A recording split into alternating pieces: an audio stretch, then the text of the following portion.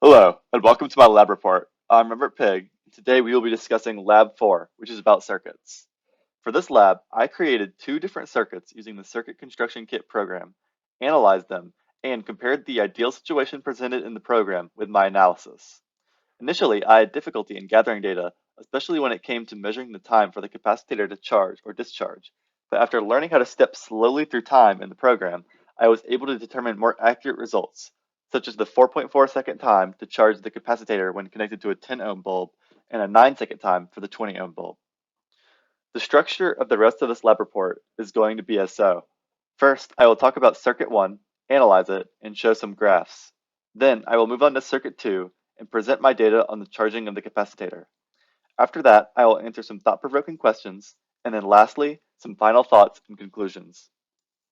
Here is Circuit 1. Circuit 1 is constructed using two 1.5 volt batteries, a 47 ohm resistor, a 100 ohm resistor, and two ammeters. As you can see, both ammeters have the same value, 0.2 amps, and flipping them upside down does not change the value.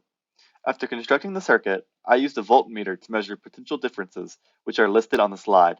As you can see, the total sum of all charges equals 0, which follows the loop rule, which says the sum of all potential differences around a closed loop equals 0. Using the data on the previous slide, I was able to construct this graph. As shown, each battery adds 1.5 volts, and then the two resistors combine to decrease it back to 0. The 47 ohm resistor contributes less than the 100 ohm resistor because it resists less. This graph once again shows that the system follows the loop rule. Here is Circuit 2. Circuit 2 is constructed using a 10 ohm bulb, which is later replaced by a 20 ohm bulb, one 9-volt battery, and a 200 millifarad capacitor. This circuit behaves considerably differently than Circuit 1. For starters, it has a light bulb in place of a resistor, giving us a visual cue for when electricity is flowing. Initially, the current flows clockwise and charges the capacitor. After the capacitor becomes fully charged, the flow of electricity stops and the light stops giving off light. However, by then letting the capacitor discharge, we can see the current flow in the opposite direction, lighting up the bulb once again. By combining this with a timer, we can measure the differences in time to charge and discharge for both bulbs. As you can see, the times for the 20 ohm bulb are approximately double those of the 10 ohm bulb. I then constructed a new circuit with the same setup as Circuit 2. However, I replaced the bulb with a 30 ohm bulb. By letting the capacitor charge and then discharging it while measuring voltage and time, we can obtain a set of data.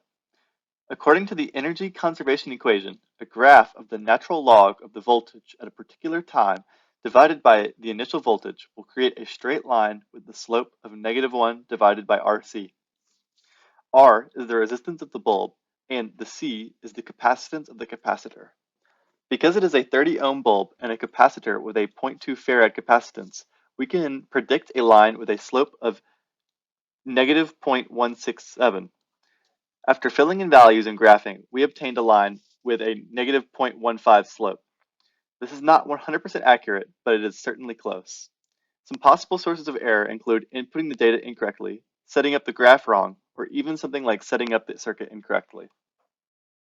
And now for some interesting questions. The first question is, what if I were doing this lab in real life and used an actual ammeter instead of an ideal simulated ammeter? What's different about a real ammeter, and how would it have affected the circuits I hooked it up to?